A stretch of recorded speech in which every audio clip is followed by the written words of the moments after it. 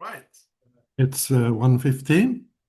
Welcome everyone to today's AI ethics seminar. I have some good news and I have some not so good news. So I'll begin with the not so good news, which is that this will be actually after 6 years of organizing these regular AI ethics seminars. This is actually the last one.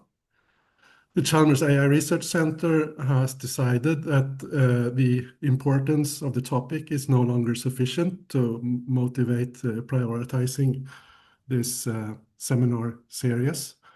I'm sorry for that, but it is what it is.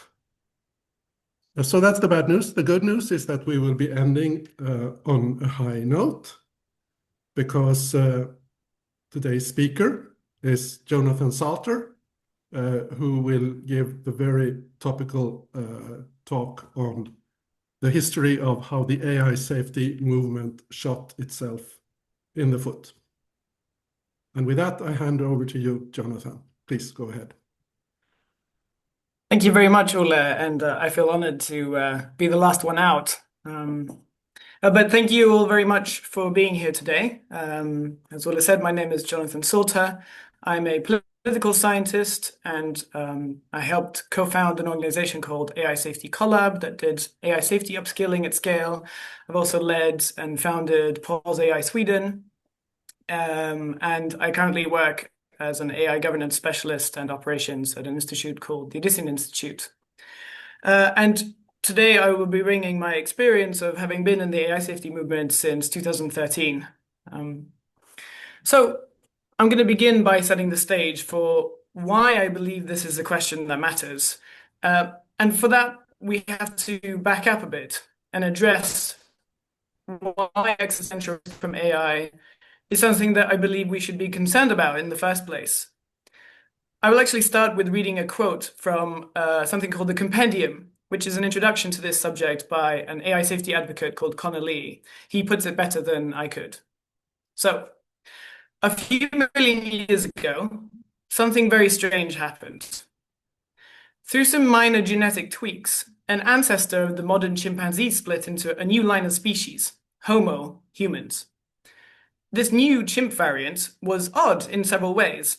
It learned to stand upright, it lost most of its fur, and it grew a bigger brain. Now, this bigger brain was not really all that different from that of his chimp cousins, just scaled up by a factor of about 3. Now, if you'd seen this odd, half-naked chimp with a brain 3 times bigger than its cousins, and you would have to guess what this new chimp would do, I mean, what would you have said? Maybe you would have expected it to be a bit better at collecting termites, or throwing rocks more accurately, or have more complicated status hierarchies. But that 3x scaled up chimp ends up building nuclear weapons and going to the moon. Chimps don't go 1/3 of the way to the moon, they go 0 to the moon, and humans go all the way. We still don't know exactly how or why this happened. But whatever it is that happened, we call the result general intelligence. It is what has allowed our species to build the magical glowing thing that you're looking at right now, to transmit the words of one chimp descendant located in one part of the world to your eyes and brain. And when you think about it, this is crazy. General intelligence is what separates humans from animals, and industrial civilization from chimpanzee bands. It probably isn't a discrete or nothing property, but it sure is suspicious that you go from 0 going to the moon to all of going to the moon within a 3x difference in brain size. Things can change quickly with scale. Our intelligence makes us the masters of the planet. The future of chimpanzees is utterly dependent on what humans want to do with them. If we want to give them infinite food, incredible medicines that they can't hope to understand, and safety from any predators, well, we can do that. If we want to keep them in zoos or hunt them for sport, we can do that. And if we wanted them extinct, their habitats paved over with parking lots or solar cells, we could do that too. this kind of relationship of complete domination over another is a natural balance of power between a much more intelligent creature and a less intelligent one. It's the kind of power that an adult has over a small child or an owner over their pet. The arrangement may or may not be beneficial to the weaker party, but ultimately the more intelligent and powerful agent decides the future. A pet doesn't get a say in whether they get spayed or not. Luckily, there are no other species out there running around that might be smarter than us. But that is changing. Currently, the future belongs to humanity, for better or worse. The planet and stars are ours to do with it as we decide. If we want to drown ourselves in pollutants and warming climate, we can. If we want to annihilate each other in nuclear war, we can.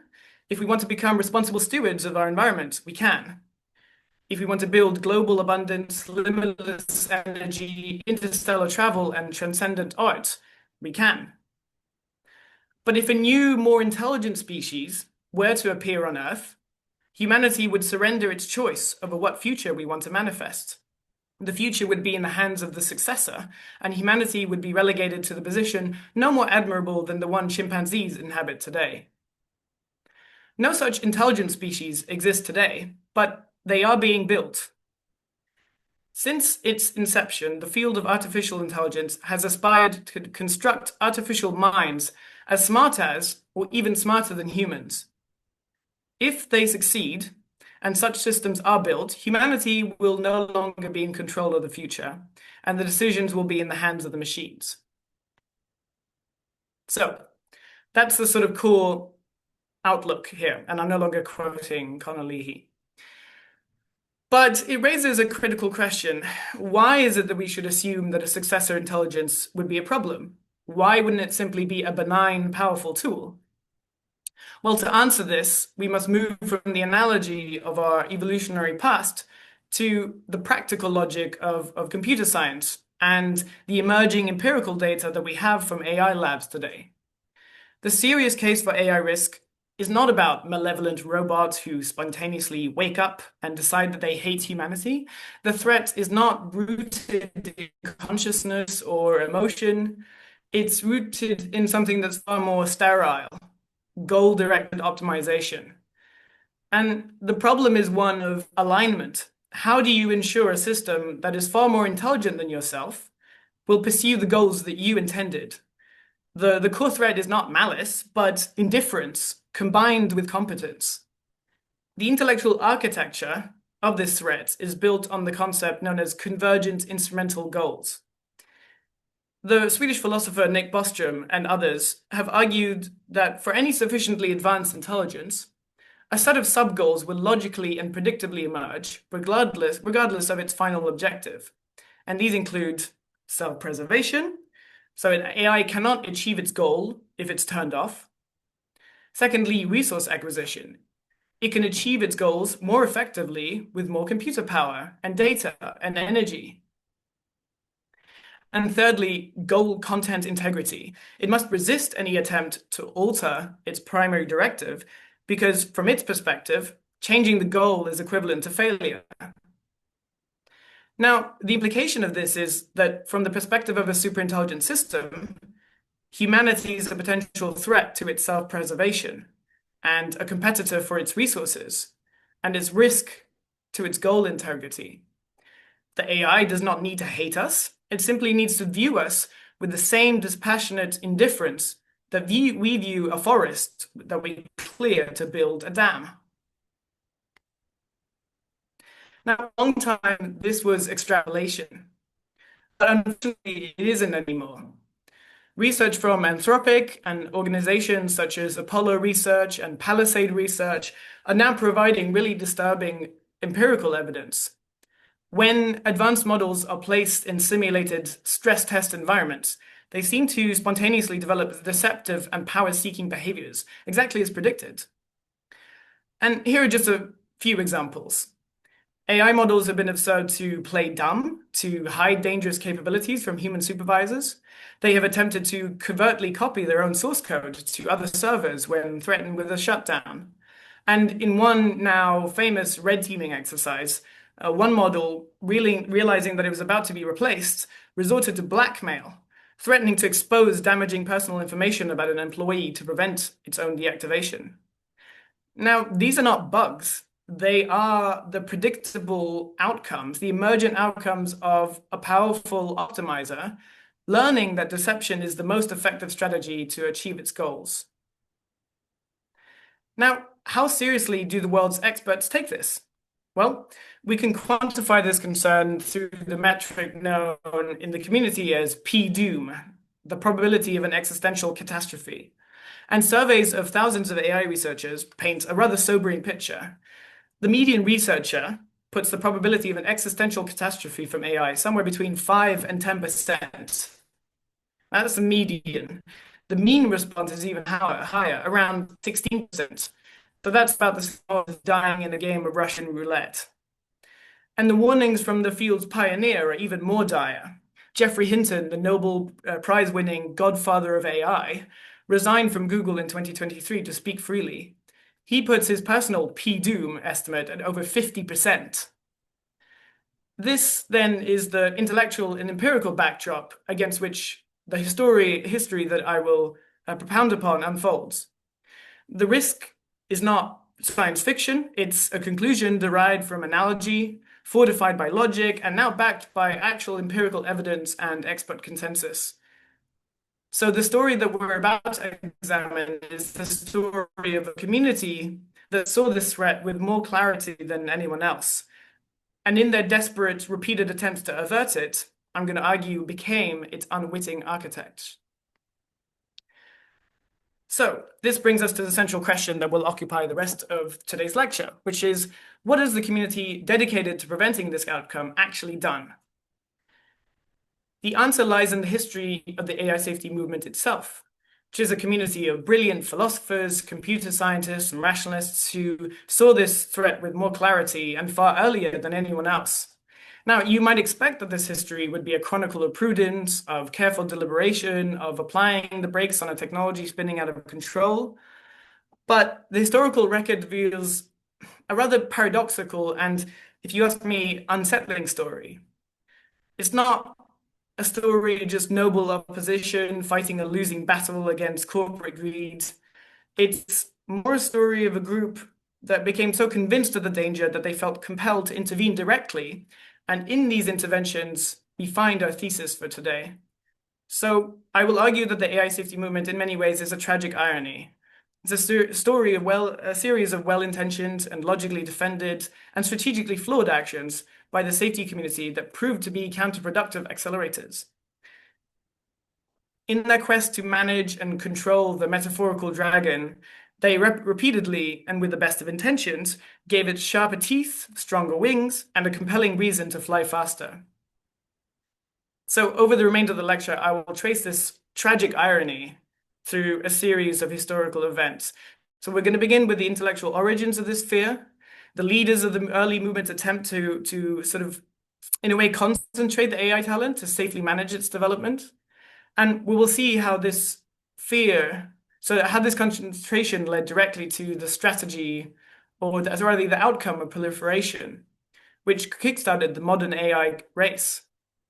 And then we'll uncover how technical and organizational accelerants emerged directly from within the safety community itself. And finally, I'm going to look at the sort of more recent political implosion, the failed boardroom coup in OpenAI, and the catastrophic failure in creating the powerful ideological enemy. Now, before I properly begin, I should say the chronology I'll be recounting is focused on the ways in which the AI safety movement negatively contributed to AI risk. But that's not a complete recounting. Of course, many actions have been counterproductive, but rather have not been counterproductive, but rather genuinely sound and beneficial. That, however, is not the subject of today's lecture. So let's begin at the beginning. For most of history, the fear of machine intelligence surpassing and subsequently destroying humanity was relegated to the domain of science fiction. But within the nascent field of computer science, it was a fringe, almost fanciful speculation. And yet there was intellectual seeds that were planted early. Alan Turing, as I'm sure you know, the father of theoretical computer science, he mused in 1951 that at some stage we should have to expect the machines to take control. But the idea of an uncontrollable accelerating force, this was first introduced by one of the 20th century's real intellectual giants, right? The Hungarian-American mathematician and Manhattan Project advisor, John von Neumann. And as early as the 1950s, von Neumann mused on what his colleague Stanislav Ulam later reported as the accelerating progress of technology and changes in human life, which gives the appearance of approaching some essential singularity in the history of the race, beyond which human affairs, as we know them, could not continue. But it was Turing's Bletchley Park colleague, the statistician I.J. Good, who gave the idea its startling logical engine back in 1965. He articulated the concept of an intelligence explosion. The argument is simply that a machine that is even slightly more intelligent than humans can apply its intelligence to the task of AI research, of designing a better, more intelligent machine. Now, the second machine would be even better at this task, creating a third, and so on. And the result of that would be a recursive, exponential cascade of self-improvement, which would lead human intellect catastrophically far behind in a very short span of time. And Good wrote, "The first ultra-intelligent machine is the last invention that man need ever make." Now, this concept of the singularity, it lay dormant for several decades. It was sort of more of a curious thought experiment. But it was revived and given its modern name in 1993 by the mathematician and author Vernor Vinge, who christened it the technological singularity, a point in which in the future there would be so transformative and alien that the human mind could not conceive of what lies beyond it. For a time, these remained merely prophecies in the wilderness, but they found their true home not in sort of mainstream computer science departments or at MIT or Stanford or what have you, but in a more strange and fertile digital ecosystem in the 1990s, more specifically the Extropian mailing list, which was this hub for techno-libertarians, cryonicists, futurists, transhumanists, and this is where these ideas were forged into a more coherent ideology. Now, this is where we have to introduce the central figure in the story I'll be giving today, which is the self-taught researcher called Eliezer Yudkowsky. And it was Yudkowsky who took the abstract warnings of Good and Vinge and systematized them into, well, a doctrine of imminent existential risk.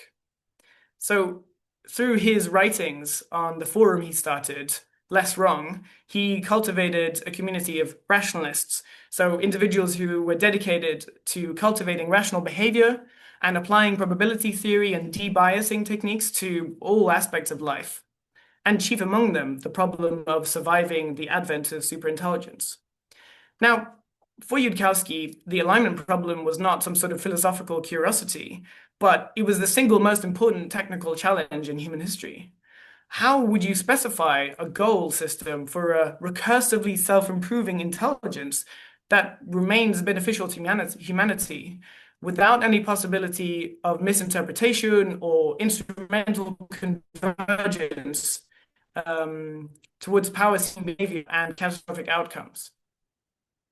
So to this end, in the year 2000, he founded an organization that would eventually become the Machine Intelligence Research Institute, or MIRI. And MIRI's mission was really quite audacious, perhaps even hubristic. It was not merely to warn the world.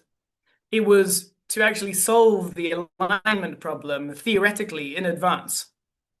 So from 2003 onwards, the core belief was that building a powerful AI without a complete mathematically provable solution to the alignment problem was basically tantamount to building a doomsday device. One of the great dangers as the early AI safety proponents was a chaotic, multipolar race. If lots of competing corporate and state actors were all sprinting towards superintelligence, the pressure to cut corners on safety would be immense and likely irresistible.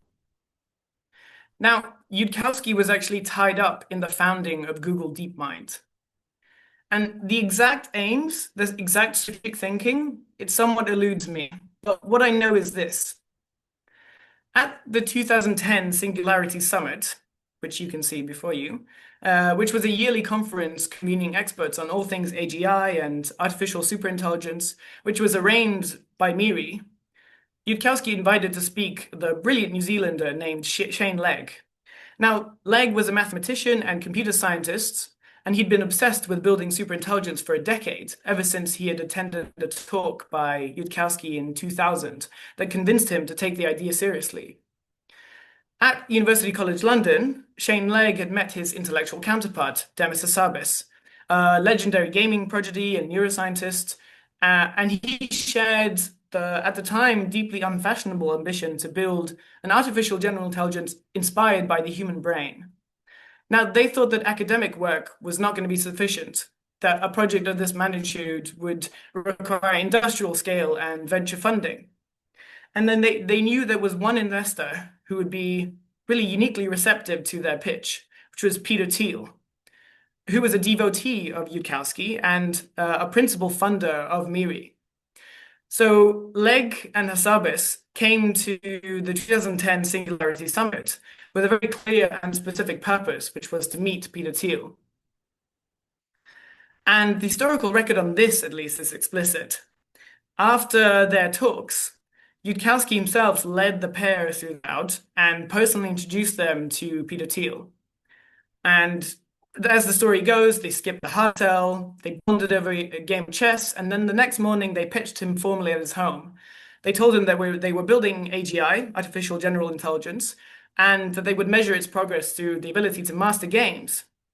But they were also really aware of the immense existential risks, but they believed that they were the ones to manage them. Now, Yudkowsky's involvement also appears to have been a really powerful personal endorsement. So regarding the agreement to invest $2.25 million, which Peter Thiel later did, and became DeepMind's first major backer, Peter Thiel later recounted that he invested in large part not just because of the product pitch itself, but because this was by far the most positive he'd ever heard Eliezer Yudkowsky sound about any AI contender. And Thiel trusted Yudkowsky's existential pessimism, and in this case, his rare personal optimism about the team. He was vouching for Shane Legg after having known him for several years. And I think that was the signal that mattered. And another safety advocate, which was also deeply inspired by Yudkowsky, the founder of Skype, Jant Hallin, also followed suit as a key early investor in DeepMind.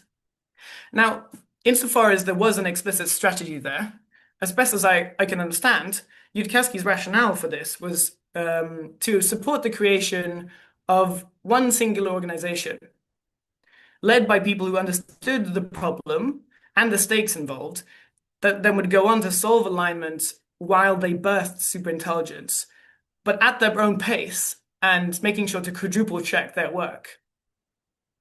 And here we see a paradox. So the intellectual leader of the AI safety movement had basically midwifed the birth of the world's first and most credible AGI research lab. But in doing so, he established a pattern that would arguably repeat itself again and again. So a small safety-conscious group, convinced of the danger involved, decides to take control of development themselves.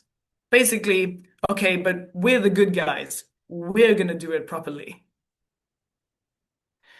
Now, that strategy of concentration had really worked. So arguably more effectively than the architect imagined. DeepMind was a really staggering success. But in January 2014, this success had curdled into a new kind of fear.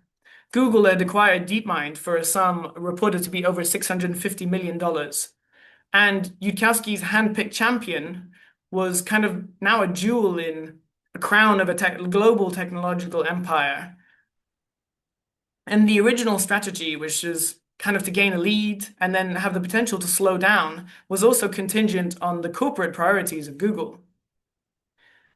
It was in this atmosphere of rising anxiety that a book landed, which would transform the debate. In the summer of 2014, the Oxford philosopher Nick Bostrom published Superintelligence: Paths, Dangers, and Strategies. It was a dense, rigorous, and academic tome that took the existential fears that had been percolating on the intellectual fringe in blog posts and mailing lists and injected them directly into the mainstream. And suddenly, the specter of an unaligned artificial general intelligence was a topic of serious discussion in university common rooms and Silicon Valley boardrooms. And it was at this point at which many experts and elites sort of woke up to the specter of superintelligence, inspiring many to work in the field. Now, what happened next was that a few powerful individuals, namely Elon Musk, Sam Altman, Greg Brockman, and Ilya Sutskever, acting on and founded a new venture. And each, in their own way, was a product of the intellectual environment that we've been discussing. Each seemed to take the existential risks posed by artificial intelligence with really utmost seriousness. Musk, which, having invested in DeepMind, was now really alarmed by the absorption into Google. Sam Altman, who was an avid reader of Yudkowsky's work, had publicly recommended Bostrom's superintelligence, calling its subject the greatest threat to the continued existence of humanity. Elon Musk, too, had read the book and referred to building superintelligence as summoning the demon. A young Greg Brockman, who would become the founding technical leader, was similarly steeped in these ideas. He had, in fact, been organizing a weekly Less Wrong reading group, which was the forum of the Yudkowsky rationalists. And their conversations in 2015 were centered on one sort of overriding concern, which was that Altman later wrote to Musk, if it's going to happen, it seems like it would be good for someone other than Google to do it first, i.e. creating superintelligence. And their solution was not to regulate or protest or some other means of affecting change, but to build an alternative. They would create a non-profit AI lab, which was explicitly designed as a countervailing force to Google. And the stated goal was not to capture the market, but to ensure that the awesome power of AGI would be broadly and evenly distributed for the benefit of all humanity. So in December 2015, they announced the formation of OpenAI, which was backed by a staggering $1 billion funding commitment. And so for the second time, you kind of hear, okay, but this time we're going to do it properly. And we have to sort of pause and recognize the irony in this act, because the decision to found OpenAI, which was born from the convictions of a few individuals that were aiming to diffuse risk, was the single most consequential event in igniting the very AGI arms race that they feared. Before OpenAI, DeepMind was effectively a monopoly with the theoretical option to proceed with caution. But after the launch of AI, they had a direct, a credible, and prodigiously funded competitor. You could say that the solitary march had become a two-horse race. A fuse had been lit on the AI arms race. So in 2017, the core financial entity of the effective altruism movement, which was convinced by arguments by Yudkowsky and Bostrom and others, the Open Philanthropy Project, which is sort of the core financial entity, the largest grant maker, they directed a massive $30 million grant to OpenAI. Now, in return, the director, Holden Karnofsky, he took a seat on OpenAI's board. So in this sense, the AI safety advocates were directly funding the arms race creating superintelligence builders. And I believe this is something that they now have said that they regret. Fast forward to 2021, a faction of researchers led by Dario Amodei, which is a rationalist and effective altruist aligned machine learning researcher, felt that the company, OpenAI, was moving too fast and too commercially. And citing the very rationalist AI alignment ideas that had brought them there in the first place, they staged an exodus. And this was actually a family affair. The defectors included Dario's sister, Daniele Amodei, who was married to Holden Karnofsky, the man sitting on OpenAI's board. And their solution to the perceived problems at OpenAI was precisely what the founders of OpenAI had done years earlier. They founded a rival AI company, Anthropic, and they build it as even more safety-conscious alternative. And sort of for the third time, it's like, okay, but this time for real, we're going to do it properly. And Anthropic was immediately embraced by the effective altruist financial network, and they received $500 million from FTX, which was the firm run by Sam Bankman-Fried, who was at the time the second largest effective altruism donor in the world. And again, so a project which was initially born of caution added another major contender to the field, which has intensified the race. The creation of Anthropic created an obvious conflict of interest for Holden Karnofsky, so he resigned from OpenAI's board. His replacement, however, would keep the seat firmly within the same ideological family. It was taken by Helen Toner, a former employee of Karnofsky and a core member of the sort of effective altruist inner circle. And it might have seemed as sort of a routine board replacement, but it would prove anything but that. And I'll come back to that later. Now, the safety movement wasn't just birthing these labs, it was also staffing them. So from 2015 to 2022, the Effective Altruism Global Conferences were a primary recruiting pipeline, sourcing and training a substantial fraction of the top research talent for DeepMind and OpenAI and Anthropic. And we also have to introduce another key figure, which is Paul Christiano. Now, Christiano is not a peripheral figure. He was one of the main researchers at MIRI. He worked alongside Yudkowsky on the theoretical problems of AI alignment. And he joined OpenAI to put theory in practice in the 2010s. Now, what he did there was he developed a technique known as reinforcement learning from human feedback, RLHF.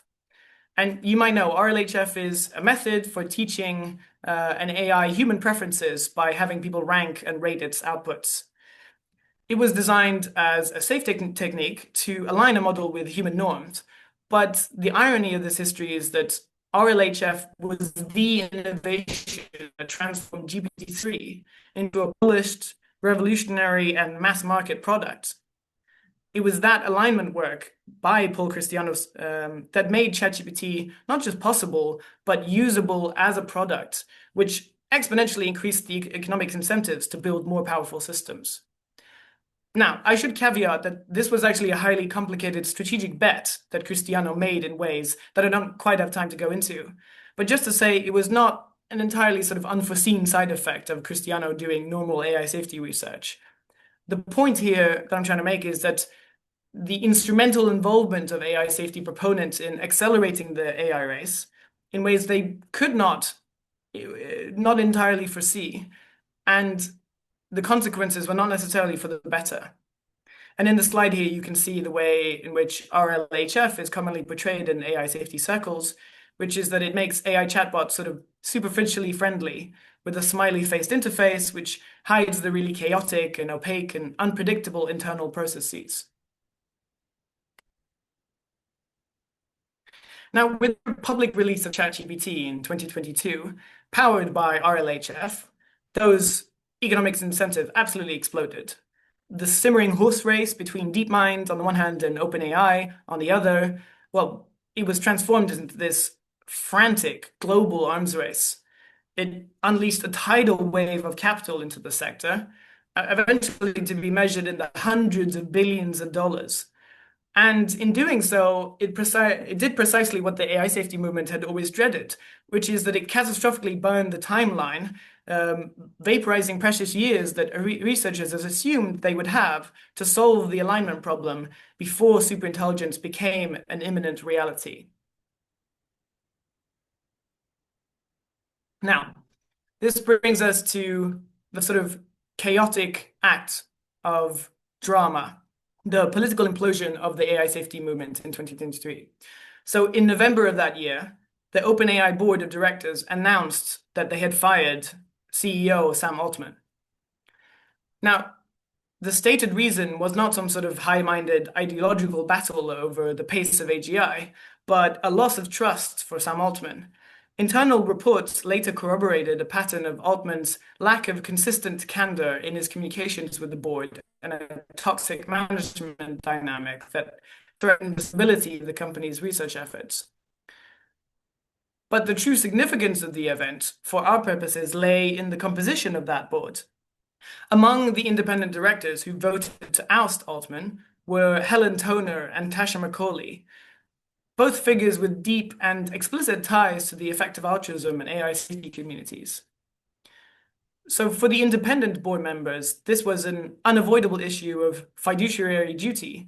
Their primary legally mandated responsibility was to the nonprofit mission of building AGI safely for humanity, not to commercial interests of the for-profit subsidiary or the career of the CEO. They had received detailed reports, including screenshots from executives like Mira Murati and Chief Scientist Ilya Sutskever, that confirmed a pattern of behavior that they deemed inconsistent with the leadership required to steward a potentially, civilizational altering technology. So they acted on principle and exercised the piece of control that their sort of deliberately strange corporate structure gave them, which was the authority to dismiss the CEO. But what followed was really a masterclass in tragic miscalculation. The board really misunderstood the true sources of power in the organization. The reaction was immediate and total. Within hours, the narrative, which was expertly being framed by Altman and his allies, arguably way more politically competent actors, it was recast as a battle between a visionary CEO and a cabal of safety-obsessed doomers attempting to halt progress. And this political blowback was really overwhelming. The entire company's stability was threatened by this, but a total revolt of employees, where they signed a letter threatening to resign and follow Altman to a new company, and investors applied really crushing pressure when they realized that their trillions in potential gains were tethered to Altman alone. And within a few short days, the coup had utterly collapsed. The board was forced to resign, and Sam Altman returned not as a chastened employee, but as a triumphant and much more powerful leader than ever before, with his authority now almost unquestionable. And this really publicly discredited its most prominent voices, and the consequences were far graver than mere reputational damage. This event is sort of the primary catalyst for the popularization and energizing of the ideological shadow, the EAC, or effective accelerationism movement. Now, if the safety movement feared the unchecked speed of AI development, EAC champions it. It's a philosophy that argues that the solution to humanity's problems lies in accelerating technological progress, particularly AI, at basically all costs, smashing through regulatory barriers and safety concerns, which they view as mere frictions. And the failed OpenAI coup was the single greatest gift the AI safety movement could have possibly given them. It provided a perfect real-world villain. It validated their narratives that progress was being held hostage by Luddites that would stop at nothing. And the safety movement's failed gambit created a really powerful and highly visible ideological counter-movement that really actively and loudly champions that unfettered high-speed development that the safety movement was born to prevent. And the effective accelerationist movement has now in large part taken over Silicon Valley. So Helen Toner and Tasha McCauley inadvertently supercharged the accelerator through their unstrategicness. So where does this leave us? We've traced a story of, I would argue, deep and tragic irony. But what are the lessons that we can distill from this history? Fortunately, I don't have any easy answers for you, but I will venture a few attempts. Now, just to back up a bit, if you zoom in on each of these cases and you analyze the motivations for their actions, you can find mostly sensible and plausible motivations. And you can probably defend each one in isolation. But as they say, fool me once, shame on you. Fool me twice, shame on me. When you zoom out and look at the whole, a pattern does seem to emerge here. However, to a significant extent, I think we have to acknowledge that the future is hard to predict, and the full consequences of one's actions are opaque. In one sense, it's really easy to stand here, sit here with hindsight, with results in, and say that actors should have acted differently. On the other hand, Ben Landau Taylor, he's a historian and researcher at Bismarck Analysis, he argues that the outcome that AI advocacy would accelerate AI development was not some sort of unforeseeable surprise. It was entirely predictable, and many people predicted it, he claims. Landau Taylor himself asked leaders within the rationalist community and the head of Newey in 2013 why they believed their awareness campaigns would not simply inspire a profit-driven arms race. And they acknowledged it as a plausible outcome, but didn't give any sort of argument that the benefits would outweigh the risks, and that they struck him as not especially interested in this question. And in this sense, I think it's really an indictment of the AI safety movement that this was not a concern that was taken more seriously. And this leads to a sobering question for the present. Will this same raising awareness strategy have different results now that the lobbying has moved from tech magnates to legislators? Should the US government be persuaded that AI is too powerful to leave unregulated, it may well respond as it does to many powerful new technologies, which is by funding, organizing, and ultimately weaponizing their development. And we might see a sort of logical endpoint, which is seeing AI safety advocates working for military labs explicitly building AGI. But we have to acknowledge a dilemma here. The safety movement faced a genuine and brutal catch-22. How could you possibly try to avert a global catastrophe without talking about the problem at all? Silence would mean a blind, headlong rush towards doom, driven by ignorance. And yet, every public warning, every philosophical paper, every successfully funded lab, in large part serve to attract more talent, more money, and more scrutiny, more awareness, which would accelerate the very timeline that they wish to slow down.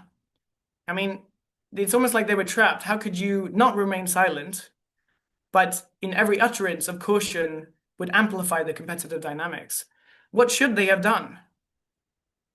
Here's another argument you could make, that the history that I've just recounted is an indictment of one of the movement's core strategic choices, the attempt to try to work from the inside. Consider for a moment any other social movement concerned with a potentially catastrophic technology. The environmental movement does not operate by founding the world's most responsible coal company. They lobby for moratoriums. They organize protests. They litigate. The Sierra Club does not seek a board seat at ExxonMobil to help them build safer oil rigs. It seeks to decommission them entirely. And yet the AI safety movement's defining strategy from its inception has been to do precisely this, to build the very technology they fear, under the belief that only they can be trusted to build it correctly. And this strategy of working from the inside could be seen as a strategic trap. It can make the agents of caution into agents of acceleration.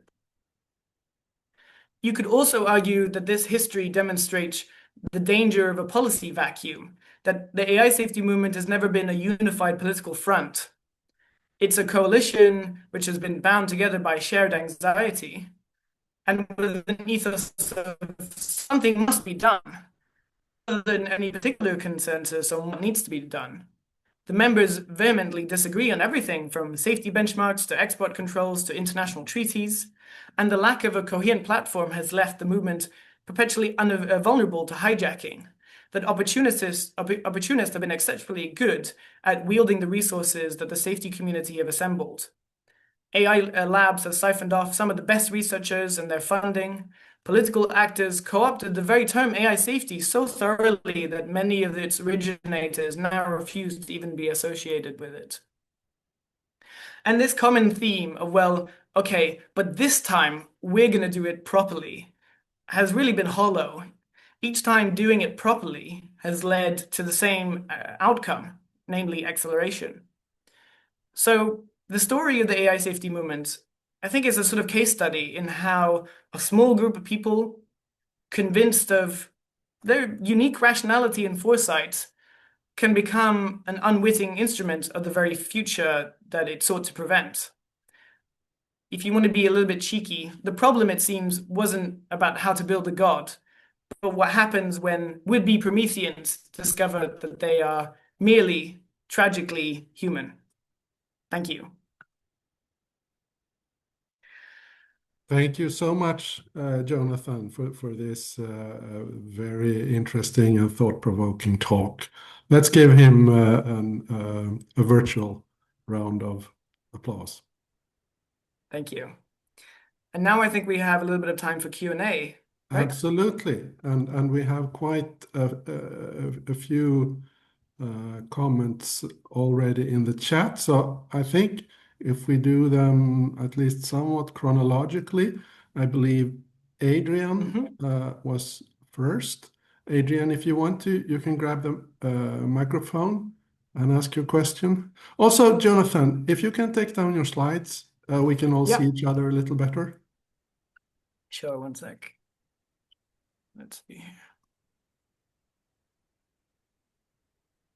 There we are. Yeah. Hi, Jonathan. Thank you. Hi. So, if I understand correctly, the main concern that you are concerned about and that the AI safety movement is concerned about is AGI, the large-scale existential risk for humanity that, you made the analogy at the beginning with human evolution. So, I was just wondering if you could elaborate a bit on the specific evidence that we have in this point in time that this is a likely scenario. You mentioned reward hacking examples, but a skeptical person might ask, okay, so what? Right. Well, of course, we can't observe evidence of extinction before it happens. So I think to some extent we have to apply a precautionary principle. But the kind of evidence that I, in those news articles, referred to is showing that under normal conditions, AIs genuinely are displaying behaviors of convergent instrumental goals. And that it seems to really be hard to get rid of this because it's kind of embedded into the very nature. I mean, you can make an analogy to the concept of structural realism in international relations, that in an anarchic environment, it's a sort of self-help system, and it's a similar principle for AIs. Now, we can also make the argument that there will be evolutionary selection pressure for AIs that are selfish and that gain resources and so forth. So I haven't studied machine learning, right? There are all these problems like MESA optimization, inner alignment problems that are highly technical that you can look up. But at the end of the day, if you look at the people who are the most in the know, they seem to show genuinely that they're extremely concerned about this. That I mean, as I said, literally the world experts, Geoffrey Hinton, right? Like 50% probability of extinction. And I'm not sure that fully answers your question, but there's lots of No, I don't resources think it does online. because I think opinions are, to me, something separate from concrete evidence. And I'm not sure I understand exactly why some of these technical concerns cannot be overcome through safeguards. So if we see certain problems with reward hacking, or we have all these hypothetical examples, the paperclip machine that creates paperclips out of the entire universe matter. Why is it not just possible to make a safeguard for that? So I don't want to take away from other people's questions. I'm just not sure I exactly see the specific evidence. Right. Well, so I'll just answer briefly, which is that I would say consistently, when you try to prod into AI safety and the problem at heart, it seems like there would be some sort of easy fix. And then you investigate that more, and it seems like, oh, actually, that's really hard. And then there's these other problems that arise from that. I would encourage you to have a look at If Anyone Builds It, Everyone Dies by Eliezer Yudkowsky, which just came out 2 weeks ago or something, which gives a book-length treatment for why exactly we should expect this to be the default outcome of the creation of a recursively self-improving AI. But yeah, another question perhaps. Yes, we should move on. David had some questions. So, Jonathan, excellent talk. Mainly, you've been pointing out problems with what the safety movement did in the past. Yeah. Now there's more of a focus on, instead of, hey, we're going to be the ones to build this very carefully, there's more of a focus on, we should stop doing it altogether. Sometimes it's called pause AI. Sometimes it's better called pause AGI, because AI can continue to exist. So what's your assessment of that new plan? And indeed, what is your assessment of if anybody builds it, everybody dies? Because I've read that twice now, and I think it's truly excellent. And I wish everybody would read it. Well, as the leader of Pause AI Sweden, I can't, I can't help but say that I completely agree with both the content of the book and now when it comes to the strategy of Pause AI, right? Like currently, since their inception, they have not been tremendously effective. Now, I think that's just because there isn't the political will at the moment to do something about it. I think if you hope, however tragic it may be, is the sort of Chernobyl moment where the harms and the dangers inherent in AI are extremely visible to the entire world, and that there is a political window for coordination between the main actors, both corporations and states, to slow down and set greater regulations on the development of AI. But until that happens, I think Pause AIs are really, I mean, they're up against really strong vested interests. When the scenario you described in which there's a disaster, that's a very dangerous approach, because if there is a disaster, there's no guarantee that the world's going to react to it sensibly. There's also the possibility that the world's going to do a whole lot of finger pointing. Hey, this disaster happened because of you over there. We've got to hurry up and take control and stop you messing things up. So I think the hanging back until there's a mini disaster, an AI Chernobyl, is also a very dangerous approach. I think we've got to get ahead and show people as credibly as possible. And I see there's a lot of skepticism by, frankly, ill-informed people in the chat. I'm horrified that they haven't actually read what Yoshua Bengio has written at great length. But we have to be better at spelling out, look, if anybody does build this, it could be lights out for everyone. So I think we've got to get there in virtual discussions rather than waiting for a real disaster. But it sounds like you are quite supportive of that book too, and you're not criticizing Eliezer for doing that. For sure. I'll just say one last thing, which is I think that control AI has been far more successful, and we do need to lay the groundwork such that if such an incident were to happen, that it would be interpreted in the right way and action would be taken. But we have time for maybe two more questions or something, 3. Michael Strange. I think he just wrote that he was leaving. So. Oh, okay. So then we should move down the list. Douglas Owen. Yeah, hi there. This is a fascinating talk. I'm from my perspective, I'm a human factors specialist, so I'm work a lot with misadventures with technology. And so it's hard for me to look at this without sort of seeing AGI and AI as yet another misadventure with technology stemming from the usual human hubris and overconfidence. But so my question is somewhat simplistic, I guess. It seems to me that there was perhaps a misunderstanding or ignorance or maybe calculated when the AI safety movement, obviously being made up of people who are interested in AI, but then also in a certain way proposing that they should regulate their own, they should self-regulate. So my question is, do you think that there was somehow a misunderstanding, either genuine or sort of calculated, that by choosing to self-regulate, there was always going to be a fundamental conflict of interest? Yeah. I think it's valuable with the context in mind that the earlier AI safety movement saw itself as, well, the experience that they had when trying to talk to people in power or regular people was one of complete dismissal, that you're talking absolute moonshine. This is sci-fi nonsense. And you couldn't possibly get politicians on board with regulating. Apparently, Elon Musk tried back in 2015 to get Obama to do something about it. And he said he kind of got it, but there's nothing, no. But with that in mind, I think that was the reason for why they thought the only thing we can do here is we're going to build the technology.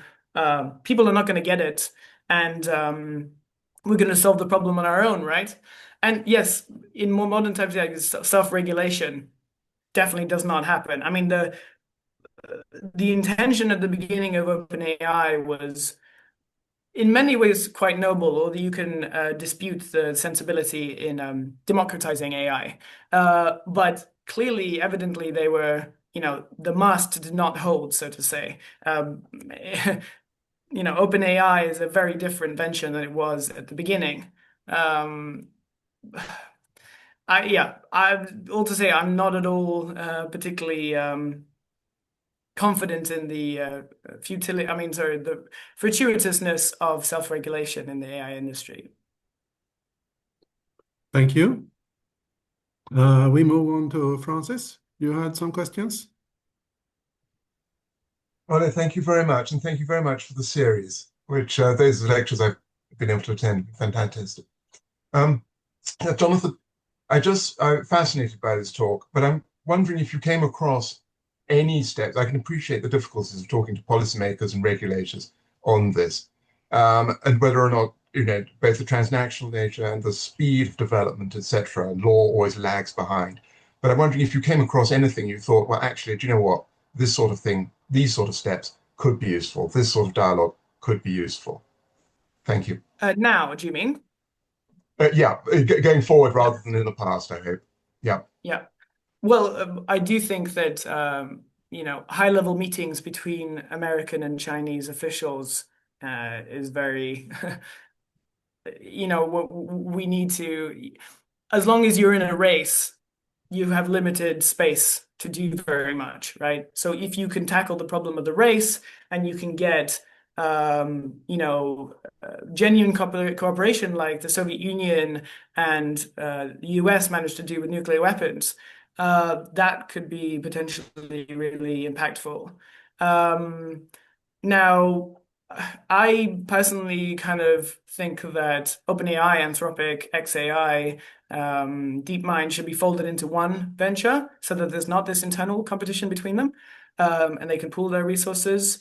And that there should be, the US AI Safety Institute should be massively empowered to regulate the AI industry to a much greater extent. So those are just a few.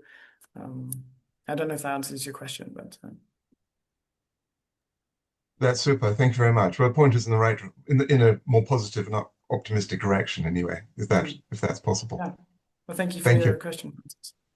So we have time at this point for maybe at most one very quick question, and I'm going to let that question go to whoever grabs the microphone and has the courage to speak up.